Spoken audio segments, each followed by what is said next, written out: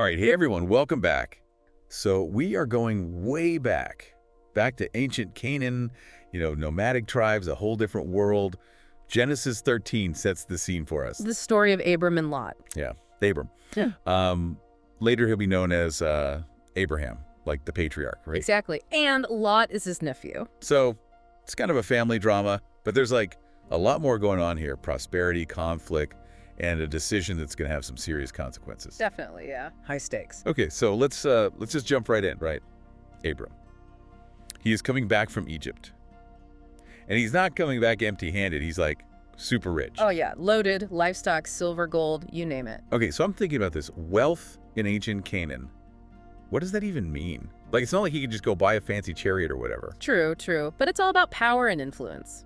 You know, more livestock means more people you can feed, more followers, more security in a world that's honestly pretty dangerous. Right, okay. So it's like he's a big deal now. Huge. But wait a minute. More livestock, more people. That means you need more. Land. Yeah, more land. And that's where things get a little tense. Yeah, the text tells us their combined possessions were so vast that the land just couldn't handle it. Plus, you've got the Canaanites and Perizzites already there. Everyone's competing for the same resources. So, like, imagine this. You've got Abram's herders and Lot's herders, and they're both trying to find the best grazing land, the best watering holes. Not a good mix. It's a recipe for disaster. Yeah, it's like a powder keg. It's about to blow. Exactly. And, you can kind of see it coming. The text talks about this strife between Abram's herders and Lot's herders. So what happens? How do they stop this whole thing from blowing up? Well, Abram, he does something pretty incredible. What's that? He could easily just be like, look, I'm the older one. I'm in charge. I get the best land. But he doesn't. He's like, hey, Lot, let's not fight. You pick first.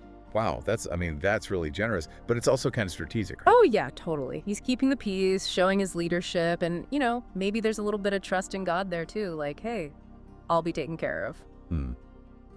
Okay, so now Lot gets to pick. What does he go for? What's the best piece of real estate in Canaan? So Lot, he sees this fertile plain, the Jordan Valley. It's described as being like the Garden of Eden, basically. Lush, green, tons of water. Oh, wow, jackpot. Right. Prime real estate.